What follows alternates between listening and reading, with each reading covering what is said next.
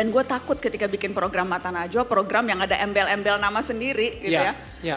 Itu tuh jadi beban banget. Kalau Mata Najwa gagal, apakah itu artinya Najwa sebagai manusia yang gagal? Betul.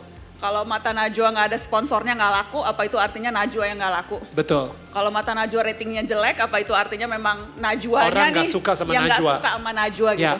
Karena ada embel-embel nama di situ, itu tuh bikin takut. Dan kemudian kalau gagal nih berarti investasi gue selama 11 tahun melakukan ini hilang semua. Hilang karena orang pasti ngingetnya Mata Najwanya yang gagal. Orang lupa tuh sebelum Mata Najwa tuh gue lumayan juga loh gitu di Metro gitu. Tuh Abi ulang tahun ke-70 kita mau nulisin biografi, itu ngebujukinnya hampir setahun kali.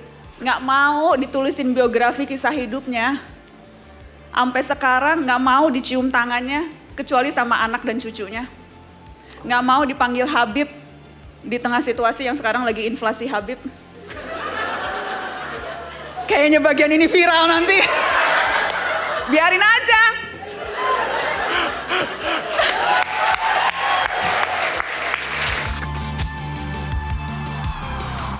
Ngomongin fear of failure, kalau Mbak Nana sendiri pernah ngerasain?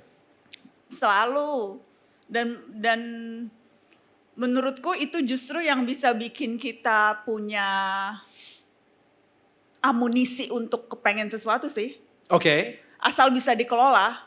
Maksudnya aku juga sering ditanya, Mbak Nana takut gak sih kalau nanya ini atau melakukan ini? Kalau aku tuh justru memelihara rasa takut itu dalam batas yang dalam porsi sehat atau dosis yang pas itu tuh bisa jadi obat penguat. Kalau kebanyakan overdosis bisa mati, kan? Atau ya bisa pingsan lah gitu. Tapi maksudnya rasa takut, rasa was-was, rasa cemas, as long as itu masih dalam dosis yang pas dan bisa kita salurkan, menurut gue itu bisa, ya itu bisa jadi pendorong kita untuk mau melakukan sesuatu gitu. Menurut gue itu. Karena gue inget banget waktu, banyak banget tuh momen-momen atau kayak tonggak-tonggak, kalau kita bicara karir ya, dalam karir gue itu yang memang bikin takut dan kemudian mikir gitu. Misalnya kayak Mata Najwa. Pertama kali diminta bikin Mata Najwa tuh gue nolak mulu, nyari-nyari alasan. Oh belum gitu, oh nanti deh mau sekolah lagi, belum S2, belum PD gitu. Terus akhirnya udah S2, berangkat gitu ya setahun, pas pulang. Ditawarin lagi tuh. Dan udah gak ada alasan lagi nih buat bisa nolak gitu kan. Tapi sejujurnya waktu itu nolak punya program sendiri karena takut gagal. Karena waktu itu tuh sebelum Mata Najwa tuh gue udah jadi anchor, salah satu anchor yang paling senior di Metro. Udah pegang program prime time gitu ya. Setiap wawancara-wawancara eksklusif atau wawancara-wawancara penting itu pasti nomor satu yang diminta ngelakuin gue. Liputan-liputan yang berat gitu ya, liputan-liputan eksklusif pasti Najwa Shihab gitu yang disuruh nanganin. Jadi gue tuh udah dalam posisi yang sebetulnya udah ini gitu. Dan gue merasa investasi pengalaman, investasi waktu dan sebagainya tuh, itu tuh selama 11 tahun sebelum bikin program Mata Najwa tuh udah lumayan gitu.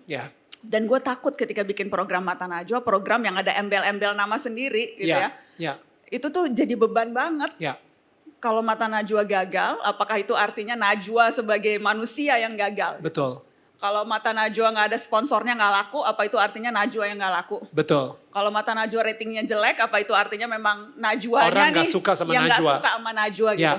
Karena ada embel-embel nama di situ, itu tuh bikin takut. Dan kemudian kalau gagal nih berarti investasi gue selama 11 tahun melakukan ini hilang semua.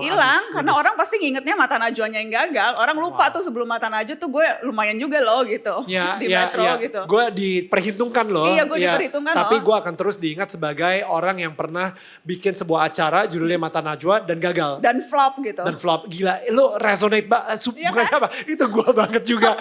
You were just talking about my life gitu. Gue gak tahu ya, di sini ada gak sih yang ngerasa seperti itu juga? Gue ngeliat ada beberapa yang ngangguk-ngangguk terus sih dari tadi. Kayak I think ini kena banget sih. Nah itu how do you handle that? Jadi pas di awal ketika akhirnya you said yes itu gimana? Ketika yes dan bener kan 3 bulan pertama flop banget. Ya Allah 3 bulan dan sempet ada masa di mana gue waktu itu yaudah deh Mata Najwanya berhenti aja. Karena sejak awal tuh gue percaya pada gue pengen bikin acara politik menarik buat anak muda. Dan susah waktu itu bikin acara politik buat anak muda di Metro TV yang sebagian besar pemirsanya adalah 40 tahun ke atas, bapak-bapak gitu. Kan beda sama TV umum sama RCTI, kalau dilihat tuh kantong pemirsanya AC Nielsen, yang nonton ibu-ibu, remaja putri gitu. Kalau Metro TV, stasiun TV berita udah jelas pemirsanya 40 tahun sama supir taksi yang sering banget kenalin gue. Iya, dulu waktu di Metro setiap kali naik taksi, Mbak Najwa, ya emang gitu.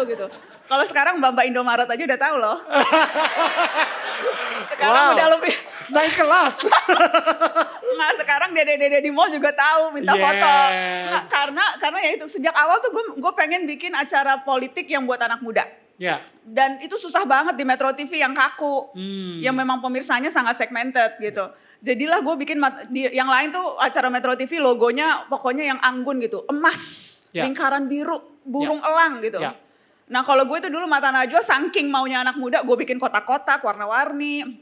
Gue ajak Raditya Dika ngisi segmen di Mata Najwa, ada dulunya kambingisme, terus tiba-tiba ada segmen apa namanya parodi dan sebagainya. Karena sejak dulu gue pengen anak muda kita tuh peduli politik gitu. Jadi gue bikin Mata Najwa kayak gitu. Dan bener kan, bikin itu 3 bulan flop, kagak ada yang nonton.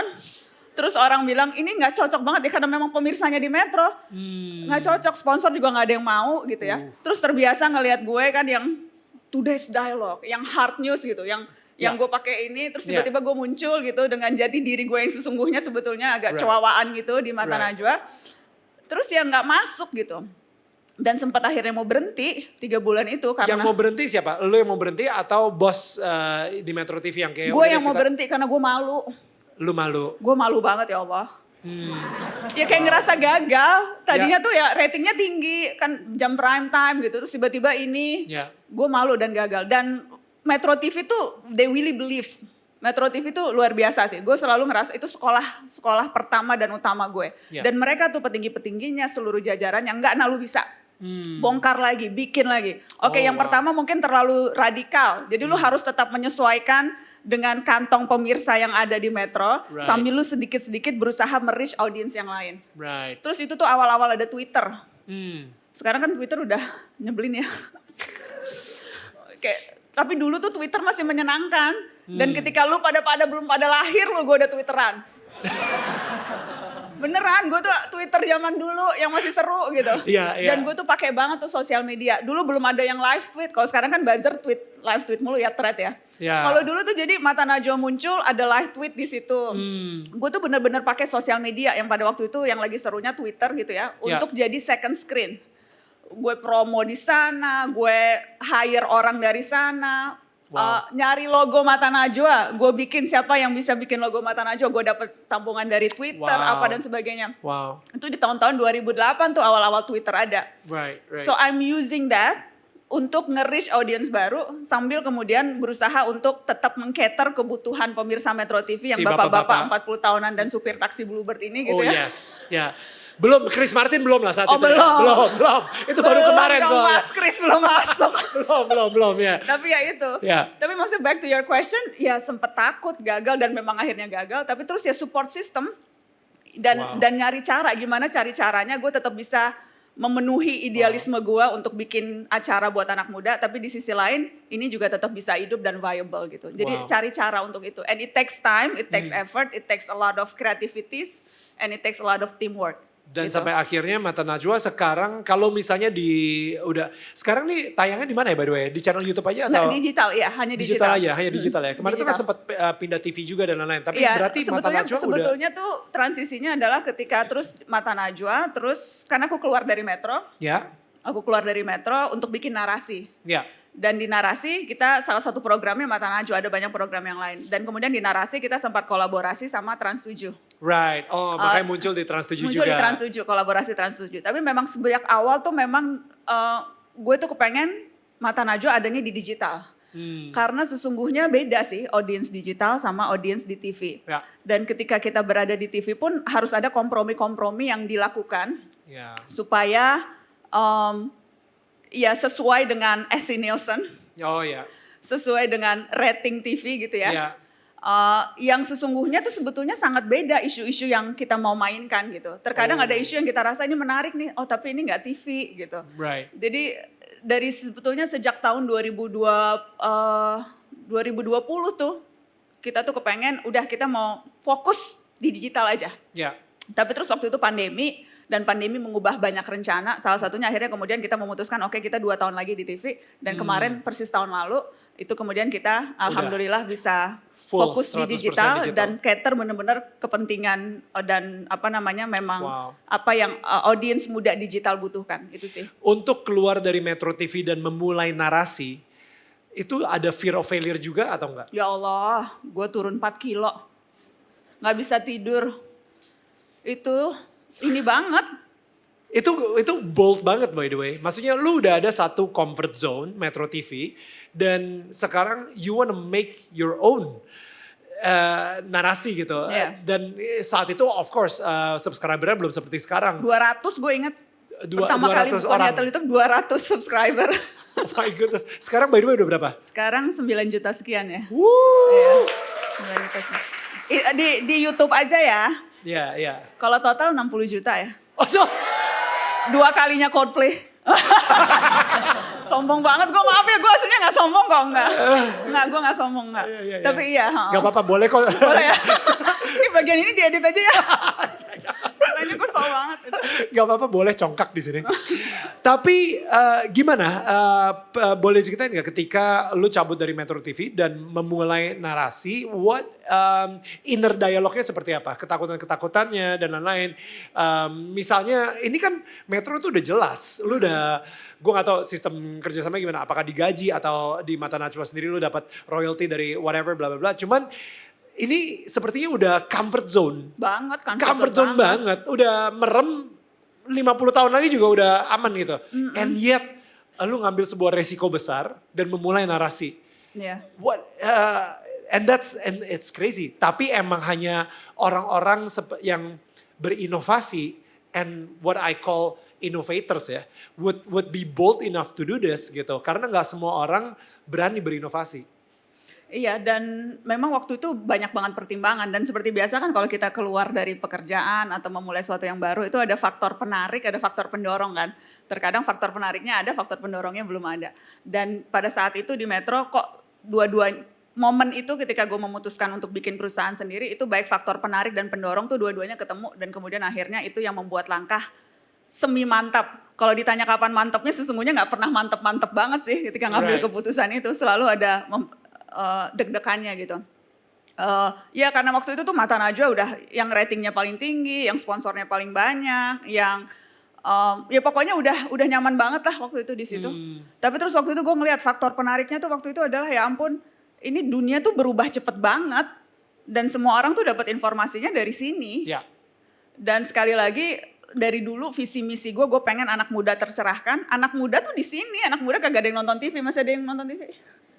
Jarang kan? Wow. Kalaupun TV-nya dipakai untuk nonton YouTube gitu kan. Yeah. Jadi TV-nya tuh hanya sebagai ini, nontonnya Netflix, Disney, atau apapun gitu. Jadi hanya sebagai alat gitu, sebagai mesin gitu. Yeah. Kecuali Indonesian Idol ditonton ya, gue salah ngomong ya. Bukan gue yang hostnya, gak apa-apa. Dulu, udah bukan lu ya? Udah bukan gue. Enggak, tetep nonton. Boy William bagus kok, come on. Tapi enggak. Sebagian besar orang Indonesia masih nonton TV, of course, sebagian besar. Tapi di luar kota metropolitan, yes. Masih nonton TV. Tapi again, yang gua incer tuh kalian, anak-anak muda yang cerdas, yang pintar, yang bisa memilah informasi, yang hidupnya dari sini. Yang gua incer tuh Lulu Pade, dan Lulu Pade tuh adanya di sini. Jadi kalau gue mau relevan, kalau gue mau deket sama Lulu Pade, ya gue harus ada di sini juga. Wow. Dan itu akhirnya ya. Kalau gue terus di TV melakukan hal yang ini, I would never reach you guys. Gue nggak mungkin bisa berada. Gak bahagia ya, gak cukup bahagianya dikenal sama semua supir Bluebird. Kurang. Kalau dede nggak nyapa tuh kurang. Tapi iya gitu, dan akhirnya itu. Tapi ragu banget karena waktu itu kan ketika memutuskan keluar, akhirnya kan yang memutuskan keluar bukan cuma aku, tapi seluruh tim Mata Najwa. Dan itu tuh deg-degan banget karena gue takut gimana caranya gue bisa menghidupi mereka. Waktu itu tuh belum jelas loh. Perusahaannya belum ada, baru angan-angan, baru yang berbekal, nekat. Dan berbaik sangka pada Tuhan tadi gitu. Bikin narasi. Sementara ini orang-orang Mata Najwa yang ikut gue tuh juga jurnalis-jurnalis senior yang udah 10 tahunan lebih karirnya. Tapi kemudian percaya mau keluar dari Metro dan sama-sama bikin hal yang baru. Dan gue tuh tiap malam tuh gue nggak bisa tidurnya adalah karena gue kepikiran kalau gue nggak bisa gaji 10 orang yang ikut gue ini gitu. Takut nggak bisa bayar gaji mereka gitu. Gue merasa bertanggung jawab pada teman-teman Mata Najwa yang udah put their faith on me gitu. Yang juga punya anak istri yang harus bayar cicilan KPR juga. Tapi maksudnya decided to quit and join me gitu. Blank, kayak cek kosong aja gitu karena percaya. Gila. Jadi itu sih yang bikin gue turun 4 kilo dan rambut rontok tuh karena itu. Ya. Di awal-awal narasi tapi sulit. Penuh dengan kesulitan, penuh dengan challenges. Gue mau jujur, rasanya yang gue alamin itu nggak seberat teman-teman entrepreneur alami lainnya. Karena walaupun gue baru bikin narasi, tapi pengalaman Mata Najwa dan orang udah tahu Najwa Shihab, itu modal juga. Right. Itu modal untuk meyakinkan orang mau kolaborasi, modal untuk meyakinkan sponsor karena tahu track record, rekam jejak dan sebagainya. Jadi kalau dibilang mulai dari nol, jujur gue nggak mulai dari nol. Karena udah ada bekal pengalaman itu gitu. Jadi gue nggak mau bilang, wah mulai dari nol berdarah-darah, nggak juga. Gue punya privilege itu guys. Gue punya nama, gue punya keluarga, gue punya suami yang tetap bayarin hidup gue gitu. Kalau misalnya sampai nggak ada apa-apa ya udah gue udah nggak usah kerja, bayim aja, kan dia lawyer, ya udah dia aja deh yang nanggung hidup gue gitu. Jadi ada security itu gitu. Jadi gue privilege, jadi gue nggak mau nyamain sama entrepreneur yang memang betul-betul susah banget meyakinkan orang karena alhamdulillah gue masih punya modal lain yang bisa gue bawa untuk bangun narasi gitu sih. Ya. Jadi itu minimal kayak lu nyemplung tapi tetap ada pelampungnya. Ada pelampungnya. Right. Gue emang sering banget, maksudnya setiap kali gue ngelihat lu wawancara seseorang dan lain-lain gitu ya. Itu keren sih. Maksudnya pertanyaan-pertanyaan lu is very sharp. Orang tuh sampai gelagapan dan lain-lain gitu kalau misalnya ngomong. Dan I think, kecuali Mas Kris, dia yang bikin aku gelagapan. Ya. Aku kayaknya move on-nya akan lama deh ini sama Mas Kris, maaf ya. Kayaknya bulan depan gue masih Mas Kris. Oh enggak, sampai dia datang November, ya Allah masih 6 bulan lagi ya tuh. Iya, sampai dia datang nanti kita bakal ngeliat sih lo foto-fotoan sama dia segala gitu. Aduh itu pressure banget. Soalnya banyak banget yang tuh langsung susun. Pasti lo langsung dapet tiket ya gitu. Pasti gak usah ikut tiket war ya. Demi Allah gue kemarin tiket war juga, demi Allah. Aku tetap usaha juga kemarin, gak berhasil tetap. Oh tetap? Iya ya. Oke. Pengalamannya banyak lah seperti orang-orang awam pada umumnya ya. Iya ngikut juga gue. Gue kira dapat privilege celebrity gitu enggak. Oke. That's good. Sebel. Sebel. Soalnya orang tuh langsung yang ini udah pasti banget. Iya, gue juga assume-nya kayak gitu, udah kan? Pasti dapat VIP lah. Bersangka pada gue. Aduh. Tapi ngomongin, ya itu dia, berani ngomongin ke politician yang kadang-kadang dia sendiri, kita tadi sempat ngobrol di backstage gitu. Indonesia ini, bukan di Indonesia, bahkan di dunia, kita nggak pernah diajarin bagaimana caranya handle power. Gue ngeliat, contoh gitu ya,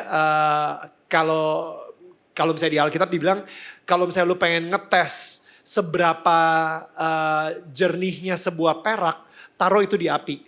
Tapi kalau misalnya lu pengen tahu seberapa jernihnya hati manusia, taruh dia di ketenaran, di fame, berikan dia kuasa, berikan dia power gitu. Nah, gue ngeliat ketika seseorang di Indonesia atau ya di mana-mana gitu ya. Tapi sekarang ini gue cuma ngomongin di Indonesia aja. Dia udah pakai baju seragam. Seragamnya itu memberikan dia sebuah power, sebuah otoritas.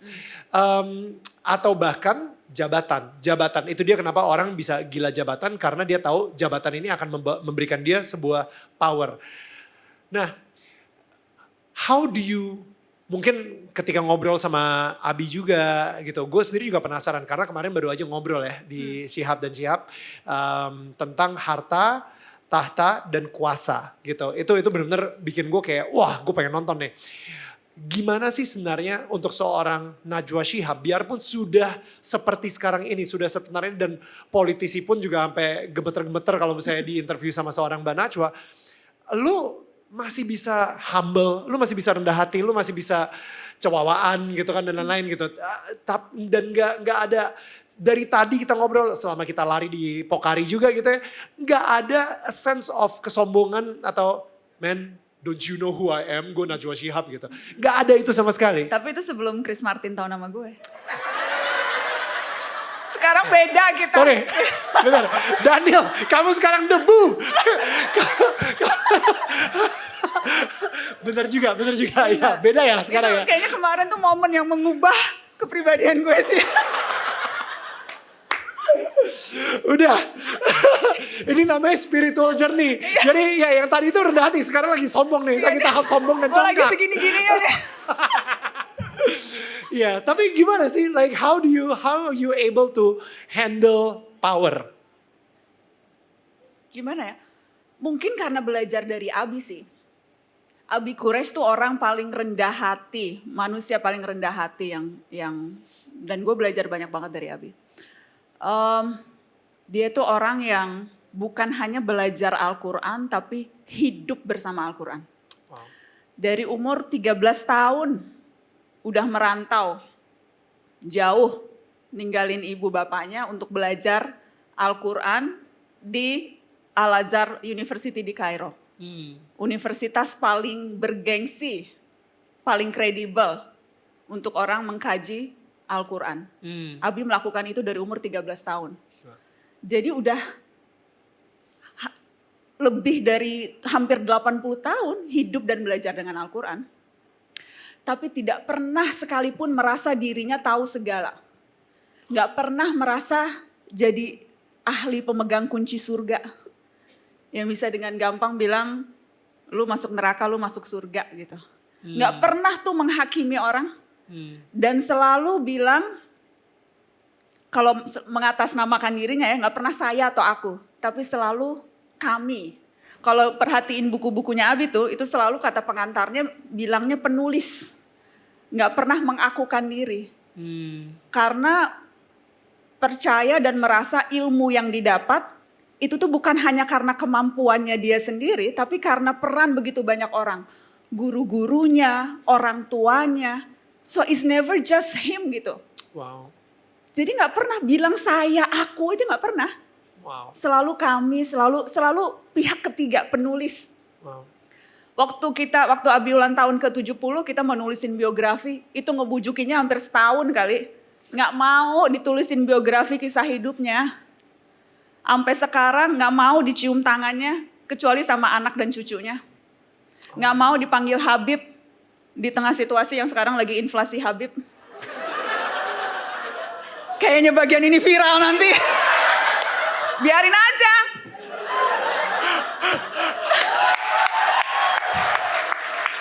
Tapi itu gak mau gitu. Karena selalu bilang Habib itu artinya orang yang dicintai dan mencintai.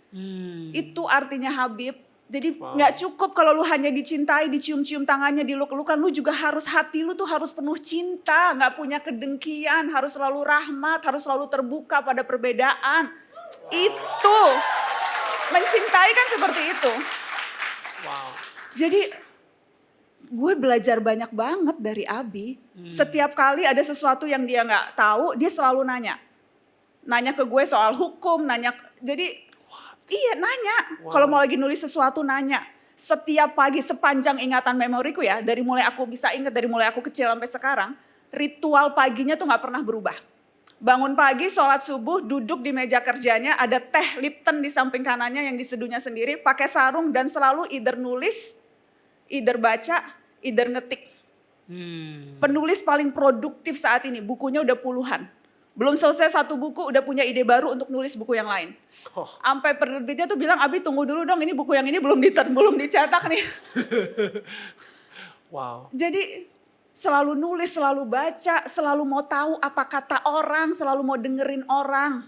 Wow. Dan hari-hari ini situasi di mana ada begitu banyak orang mengaku ahli, kan ada bukunya tuh Death of Expertise. Lu baru tahu satu buku aja masih nyontek-nyontek belakangnya lu udah ngaku ahli gitu. Koar-koar deh di media sosial merasa ahli segala hal. Di tengah begitu banyak orang yang sekarang mengklaim kebenaran. Ya. Abi itu contoh buat gue yang luar biasa. Karena dia tahu banyak sekali hal, tapi gak pernah mengkerdilkan orang lain. Wow. Tahu kan? Dan itu tuh jadi panutanku tuh itu. Ya. Panutanku tuh Abi Quraish, panjang umur, sehat selalu ya Allah. Aku tuh Yes, selalu amin. tuh selalu deg-degan banget setiap kali bicara Abi karena aku ngelihat Abi makin tua, 80. Dan makin aku inget tuh aku kemarin ngobrol kayaknya nggak akan pernah siap deh. Kita nggak pernah siap ngelihat orang tua kita tua ya. Aku tuh tinggal di rumahku tuh bener-bener di belakang rumah Abi. Jadi aku tuh setiap hari jalan kaki gitu ke rumah Abi. Setiap hari ketemu.